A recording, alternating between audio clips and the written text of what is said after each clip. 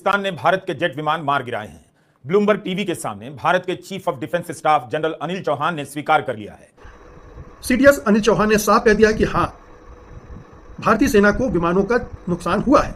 ये पहली बार है कि जब भारत की तरफ से किसी टॉप आर्मी ऑफिसर ने पाकिस्तान के साथ जंग में अपने लड़ाकू विमानों के नुकसान को सार्वजनिक रूप से माना है। तीन वजह हैं, तीन महत्वपूर्ण घटनाक्रम आज घटते दिखाई दिए। देश के chief of defence staff Anil Chauhan of defence staff ने अब खुलकर बता दिया। कांग्रेस पार्टी इतने दिनों से पूछ रही थी, आप भी सवाल पूछ रहे थे, क्या सारे जवाब मिल गए संजय जी? पहली बार सीडीएस अनिल चौहान ने शंग्रीला डायलॉग सिंगापुर में सभी मुद्दों पर खुलकर बात की। जो है वो कई ऐसी चीजें आ रही हैं सामने जो चौंकाने वाली हैं। लेकिन इस पूरे मसले पर पहली बार, आप कह सकते हैं पहली बार, एक औपचारिक बयान आया है। सुब्रमण्यम स्वामी ने अभी 24 घंटे भी नहीं बीते थे, सुब्रमण्यम स्वामी ने कहा था कि भारत के 5 जहाज पाकिस्तान में गिरा, कि भारत के फाइटर जेट को मार गिराया गया है। हमने नहीं माना, हमने माना ही नहीं। कुछ ने डर की वजह से नहीं माना, कुछ ने जानबूझकर नहीं माना कि हम तो मानेंगे ही नहीं। भारतीय सेना को जेट का नुकसान उठाना पड़ा, भारतीय जेट गिरे 1, 2, 3 इसके बारे में डिफेंस ऑफ स्टाफ ने यह स्वीकार किया है कि भारत को कई विमानों का नुकसान हुआ है। Chief of defence staff general Anil Chauhan ने पहली बार ये माना इस ऑपरेशन में, यानी कि ऑपरेशन सिंदूर में फाइटर जेट्स गिरे। इस जवाब से साफ जाहिर हो रहा है दोस्तों कि ये माना गया है कि हमें फाइटर जेट का नुकसान हुआ है। सीडीएस अनिल चौहान के एक इंटरव्यू ने तूफान खड़ा कर दिया है, तथ्य सामने रख दिया है, जिससे मोदी सरकार हिल गई होगी। पाकिस्तान में जश्न का माहौल बन गया, क्योंकि पाकिस्तान बार बार यह कह रहा था कि हमने भारत के विमान गिरा दिए हैं। की तस्दीक भारत के सेना प्रमुख अनिल चौहान ने कर दी है, और ये उनकी सरकार के लिए, वहाँ की आर्मी के लिए, फौज के लिए, और साथ ही वहाँ की आम जनता के लिए भी एक मोराल बूस्टर की तरह होगा, क्योंकि भारत के विमानों को गिराने की खुशी उन्हें मिल रही है। हार हुई है दुनिया भर में। जेट विमान मार गिराए हैं।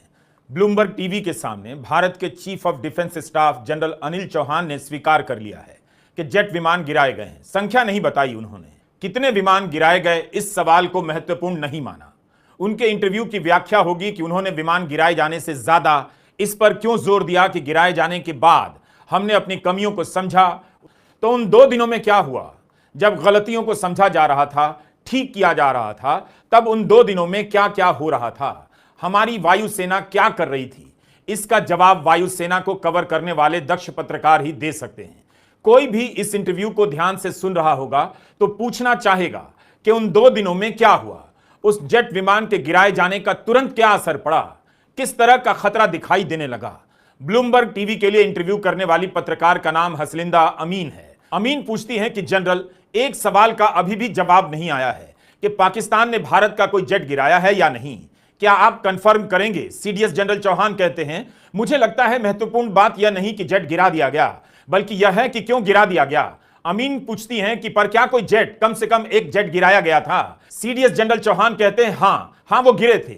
अच्छी बात है कि हम यह समझ सके कि क्या टेक्निकल गलती हुई, भारत का जेट विमान गिराया गया। इसकी जानकारी विदेश की धरती से आ रही है, सिंगापुर से आ रही है। इसे लेकर तृणमूल कांग्रेस की सांसद और पूर्व पत्रकार सागरिका घोष ने भी सवाल पूछा है कि इस पर इंटरनेशनल मीडिया क्यों रिपोर्ट करना चाहिए। सबसे पहले भारत की संसद से, भारत के मीडिया से सूचना साझा की जानी चाहिए, लेकिन भारत के गोदी मीडिया ने तो इस सवाल पर चुप्पी ही साध ली, कभी पूछने की हिम्मत तक नहीं दिखाई।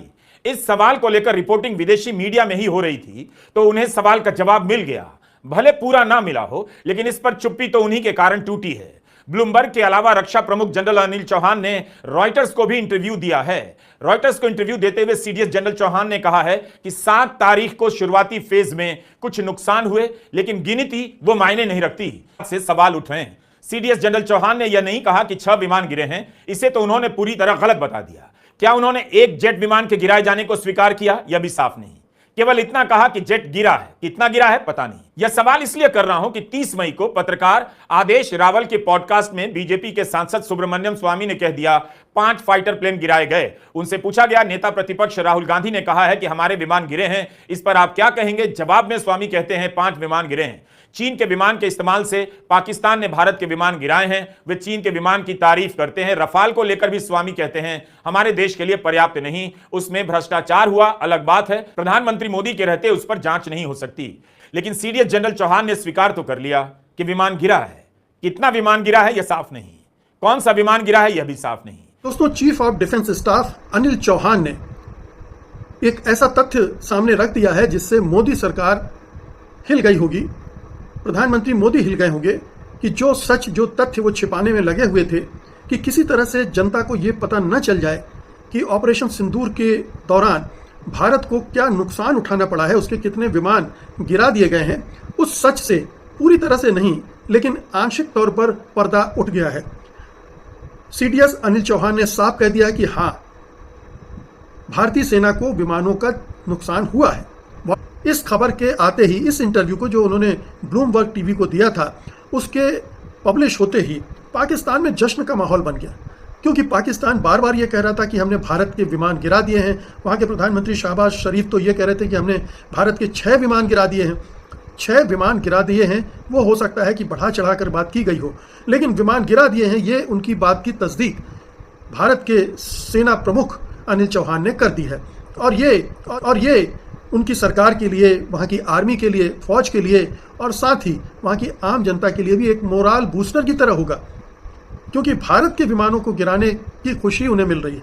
दूसरी तरफ चीन के लिए भी बड़ी खुशी की बात है, क्योंकि प्रश्न तो फिर भी उठ रहे थे कि क्या सचमुच में चीनी विमान इतने सक्षम हैं कि वो भारत के विमानों को गिरा सकें। राफेल को गिराया है क्या उन्होंने? अब उसके इस दावे में दम आ गया है कि हाँ, उन्होंने भारतीय विमानों को गिराया है, बस इसकी तस्दीक होनी है कि राफेल गिरा है या नहीं गिरा है। तो ये एक बड़ा विस्फोटक रहस्योद्घाटन है, जो कि राष्ट्रीय और अंतर्राष्ट्रीय स्तर पर एक धमाके की तरह गूंजेगा और उसको सुना जाएगा। रैलियां कर रहे हैं और हार हुई है दुनिया भर में, ध्वस्त हो गई कूटनीति। उस सब से जो सरकार को, प्रधानमंत्री नरेंद्र मोदी को जो डैमेज हुआ है, उसके कंट्रोल में क्या भारतीय प्रधानमंत्री सोच रहे हैं कि एक और युद्ध लड़ा जाए? लेकिन ये युद्ध लड़ने की अगर सीख समझ किसी ने दी है सलाह, तो ये बड़ी खतरनाक होगी।